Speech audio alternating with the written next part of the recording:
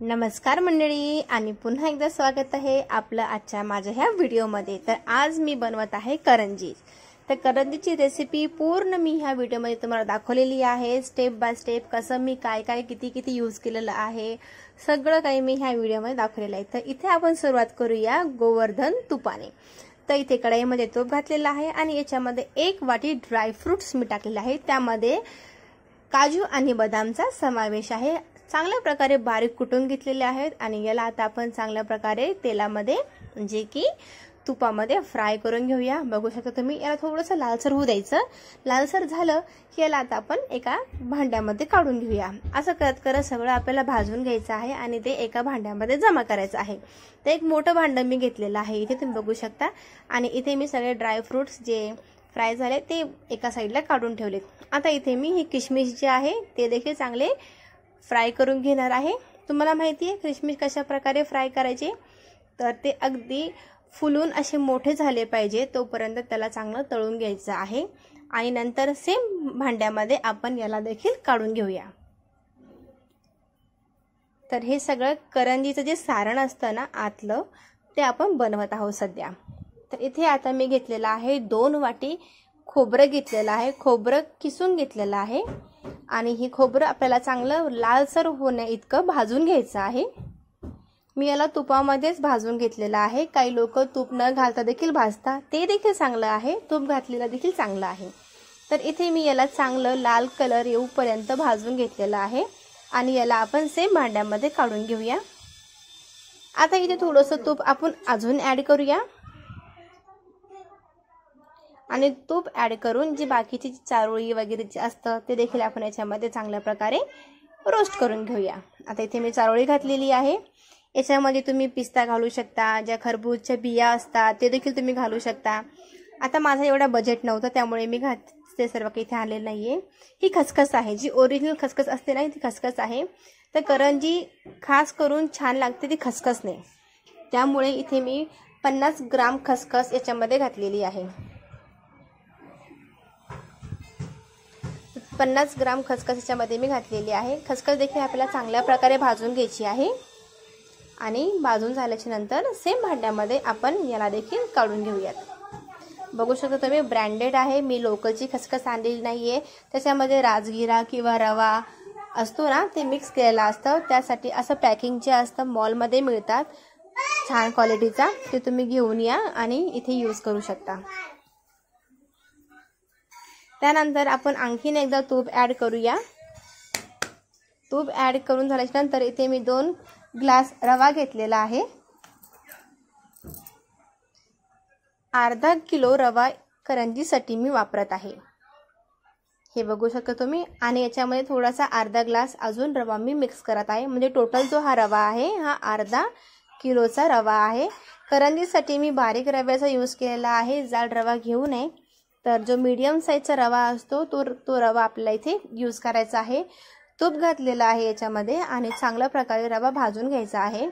ज्या वेळेस तुम्ही रवा भाजता त्यावेळेस तुम्हाला सतत तुमचा हात चालू ठेवावा लागतो, कारण की जो खालचा जो रवा असतो, कढईच्या खालचा रवा जो असतो तो भाजण्याचा किंवा जळण्याचे चान्सेस जास्त असतात, त्यासाठी तुम्हाला तुमचा हात सतत चालू ठेवावा लागतो।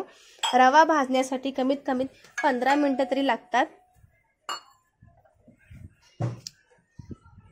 तर 15 मिनिटे चांगल्या प्रकारे रवा भाजून घ्यायचा आहे। चांगला खमंग सुगंध आणि रेड कलर त्याला आला पाहिजे तोपर्यंत छान प्रकारे रवा भाजून घ्या। हे बघू शकता तुम्ही, इथे रवा छान प्रकारे आपला भाजून झालेला आहे, गोल्डन कलर आलेला आहे। रवा खूप छान प्रकारे भाजून झालेला आहे, जास्त देखील भाजू नये, थोडासा गोल्डन कलर येऊसे त्याला भाजायचा आहे। तर इथे आता आपण सेम भांड्यामध्ये रवा देखील काढून घेऊया। तर इथे हे सगळं सारण मिक्स करून घेतलेलं आहे। सगळं काही जे आपण एका भांड्यामध्ये जमा करून घेतलेलं होतं ते सगळं आता आपण मिक्स करूया। रवा जो आहे तो गरम आहे, तर इथे विलायची पूड जी आहे, विलायचीचं मस्त बारीक पावडर तुम्हाला करून घ्यायचं आहे आणि ते विलायचीचं बारीक पावडर तुम्हाला याच्यामध्ये मिक्स करून घ्यायचं आहे। हे बघू शकता तुम्ही, रवा जास्त गरम असल्यामुळे त्याला थोडंसं मी मोकळं करत होते। आणि आता हे गरम आहे तोपर्यंत आपल्याला याच्यामध्ये साखर घालायची नाही आहे. साखर जर का गरम याच्यामध्ये घातली तर वितळण्याचे चान्सेस जास्त आहे आणि त्याच्यामध्ये खडे होऊ शकतात. तर त्यासाठी आपल्याला याला थंड होण्याचा वेट करायचा आहे आणि थंड झाल्याच्या नंतर आपण याच्यामध्ये साखर घालूया. तर इथे अर्धा किलो रव्याला मी अर्धा किलो साखर घेतलेली आहे. माझ्या घरामध्ये जास्त गोड कोणी खात नाही, त्यासाठी मी साखरेचं प्रमाण थोडं कमीच घेतलेलं आहे. म्हणजे की मी इथे 2 ग्लास साखर वापरलेली आहे. इथे 2.5 ग्लास घ्यायला पाहिजे, तिथे मी फक्त 2 ग्लास साखर घेतलेली आहे. ती देखील मी कमी घेतलेली आहे. तर याला आपण चांगल्या प्रकारे बारीक वाटून घेऊया, मिक्सरमध्ये फाईन पावडर करून घेऊया. आणि हे बघू शकता तुम्ही. आता इथे आपण थोडी थोडी साखर याच्यामध्ये ॲड करूया. एकदम पूर्ण साखर टाकायची नाही आहे. तुम्ही तुमच्या प्रकारे थोडीशी साखर टाकून तुम्ही टेस्ट करून बघा कसं आहे, गोड आहे की फिक्क आहे. तुम्हाला गोड लागते तर तुम्ही आणखी साखर त्याच्यामध्ये ॲड करू शकता. फिक्क लागतं तुम्ही त्याच्यामध्ये साखर थोडीशी कमी करू शकता. तर अशा प्रकारे टेस्ट करत करत मी हे सगळं सारण इथे मिक्स करून घेतलेलं आहे. जसं की मी तुम्हाला सांगितलं की माझ्या घरामध्ये जास्त गोड कुणाला आवडत नाही आणि गोड कोणी खातही नाही. तर इथे मी फिक्कट करंजी बनवत आहे. जास्त फिक्कट पण नाही, थोडंसं लाईटली गोड आहेत ह्या. तर याच्यामध्ये मी एवढी साखर ॲड करून घेतलेली आहे. बघू शकता तुम्ही. इतक्या छान प्रकारे आपलं हे जे करंजीचं जे सारण आहे ते छान प्रकारे तयार झालेलं आहे. आता इथे आपण करंजीला पीठ मळून घ्यायचं आहे. तर इथे मैदा मी वापरत आहे. तर मैदा मी चांगल्या प्रकारे चाळून घेतलेला आहे. आणि चाळून घेतल्याच्या नंतर याच्यामध्ये आपण जे तूप आहे थोडंसं कोमट गरम करायचं आहे. जास्त गरम करून पण तूप घालायचं नाही आहे. तर कोमट करून तूप याच्यामध्ये मी घातलेलं आहे. आणि याला चांगल्या प्रकारे आपल्याला मळून घ्यायचं आहे. अजिबात पाण्याचा वापर न करता दूध घालून याला मळायचं आहे. थोडंसं याच्यामध्ये तुम्ही बेकिंग सोडा देखील घालू शकता आणि चवीनुसार थोडंसं याच्यामध्ये मीठ देखील घालायचं आहे. दूध आधी तुम्ही गरम करून घ्या. गरम करून त्याला रूम टेम्परेचरवर थंड करून घ्या आणि त्याच्यानंतरच तुम्ही मळायसाठी त्याला घेऊ शकता. डायरेक्टली पॅकेटचं दूध वापरायचं नाही आहे आपल्याला. इथे थोडंसं गरम करायचं आहे. रूम टेम्परेचरवर थंड झाल्याच्यानंतर थोडं थोडं ॲड करून आपल्याला इथे चांगल्या प्रकारे पीठ मळून घ्यायचं आहे. पीठ मळून झाल्याच्यानंतर त्याला असं उघडं ठेवायचं नाही, तर एखाद्या प्लास्टिकच्या बॅगेमध्ये त्याला रॅप करून ठेवायचा आहे. बिकॉज हा मैदा आहे तर तो कडक होण्याची जास्त शक्यता आहे. तर इथे तुम्ही बघू शकता की अशा प्रकारे मी याला मळून घेतलेलं आहे आणि 10-15 मिनटं याला आपल्याला ठेवायचं आहे. त्याच्यानंतर याला थोडं पीठ काढून आपल्याला त्याचं करंजा बनवण्यासाठी इथे आपण घेणार आहोत. तर इथे करंजा बनवायला मी सुरुवात केलेली आहे. बघू शकता तुम्ही. असे छान प्रकारे लाटून घ्यायचं आहे. तुम्हाला दाखवते मी की जास्त बारीकही नाही लाटायची ही पोळी आणि जास्त जाडही आपल्याला लाटायची नाही आहे. तर अशा प्रकारे आपल्याला इथे लाटून घ्यायची आहे. हे तुम्ही बघू शकता. जास्त मोठी करू नका, कारण की करंजी बनवायला अडचण होते. थोडेसे पुरी टाईपच तुम्ही ती बनवून घ्या. आणि यानंतर याला साच्यामध्ये मी घालत आहे. माझ्याकडे इथे प्लास्टिकचा साचा आहे, तर त्या साच्यामध्ये घालून मी इथे बनवणार आहे. तर आता याच्यामध्ये मी सारण भरतीये. कॅमेरा थोडासा अलीकडेच आहे, पलीकडचं मला दाखवता आलं नाही, कारण मलाच माहीत नव्हतं शूट की तिथपर्यंत कॅमेरा आलेला नाही आहे. त्यामुळे मी तुम्हाला इकडे घेऊन देखील दाखवत आहे की बघा अशा प्रकारे मी इथे करंजी पूर्णपणे फिल केलेली आहे.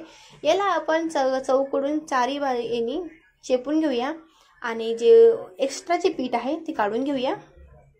चांगल्या प्रकारे त्याचं तोंड बंद करा, नाहीतर करंजी खुलण्याचे फुल चान्सेस आहेत आणि त्यामुळे तुमचं जे तुम्ही तळायच्या वेळेस तुमचं तेलही खराब होऊ शकतं, तुमची मेहनतही वाया जाऊ शकते. तर सर्व गोष्टींचं ध्यान ठेवून याला खूप नाजूक काम आहे. तर याला शांतपणे तुमचं मन चित्त एक ठिकाणी लावून तुम्ही हे काम करा. तर हे बघू शकता तुम्ही. अशा प्रकारे साच्यामध्ये छान प्रकारची डिझाईन देखील त्याला आलेली आहे आणि इथे करंजी रेडी आहे. काही लोक याला हाताने देखील बनवतात, काही लोक याला साच्यामध्ये बनवतात, काही चमच्याचा वापर देखील करून बनवतात. मी नवीन आहे, मी फर्स्ट टाइम करंज्या केल्या आहेत, परंतु फर्स्ट टाइम करंज्या केल्यानंतरही करंज्या खूप सुंदर झालेल्या आहेत. हे मी नाही म्हणत, तर ज्यांना मी खायला दिलेले आहेत त्यांचे हे कमेंट्स आहेत, त्यांचे हे रिव्ह्यू आहेत. म्हणजे त्यांनी सांगितले मला की करंजीज खूप छान बनलेल्या आहेत. तर तुम्ही बघू शकता इथे छानपैकी आपल्याला करंज्या ज्या आहे ते तळून घ्यायच्या आहेत. तुपाचा वापर करायचा नाहीये, डाळाचा वापर देखील करायचा नाहीये. साधं सिंपल सनफ्लावरमध्ये फ्राय करून घ्यायचे आहे. तुम्ही कोणतं तेल यूज करता? शेंगदाण्याचं तेल देखील उत्तम आहे, पण मी सनफ्लावरचं तेल यूज करते. तर इथे चांगल्या प्रकारे करंज्या आपल्याला फ्राय करून घ्यायच्या. ही फर्स्ट आहे. तेल जास्त गरम झालंय की कसं आहे, थंड आहे हे चेक करण्यासाठी एक करंजी तळून घेतलेली आहे. तर आता इथे तेल आपलं चांगल्या प्रकारे गरम होऊ द्यायचं आहे आणि गरम झाल्याच्या नंतर याच्यामध्ये करंज्या आपल्याला सोडायच्या आहेत आणि छानपैकी करंज्या तळून घ्यायच्या आहेत। करंज्या तुम्ही ज्यावेळेस तेलामध्ये घालता त्यावेळेस त्याला अलटपलट जास्त करू नका, कारण चमच्याच्या येणे करंजी फुटण्याची शक्यता असते। तर एकही करंजी फुटू देऊ नका। माझी एकही करंजी तेलामध्ये फुटलेली नाहीये। खूप छान प्रकारे करंज्या इथे बनवून रेडी झालेल्या आहेत, खुसखुशीत झालेल्या आहेत आणि खूप छान नरम देखील झालेल्या आहेत। असं एक बाईट घेतली की अजिबात कडक करंजी लागत नाही।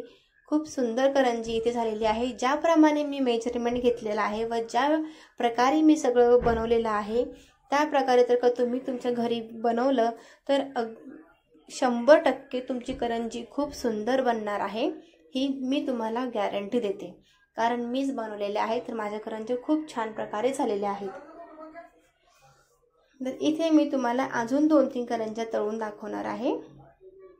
तर अशा प्रकारे मी इथे जेवढा पण मी बनवल्या होत्या तेवढ्या सगळ्या करंज्या मी बनवून घेतलेल्या आहे। कढई माझी छोटी आहे त्यामुळे मी 2 किंवा 3 करंजीज टाकूनच फ्राय करून घेतलेले आहे। जास्त पण घालायचं नाहीये, जास्त घातलं की गर्दी होते त्याच्या आतमध्ये आणि त्यांना जास्त म्हणजे फ्राय करता येत नाही आपल्याला बरोबर।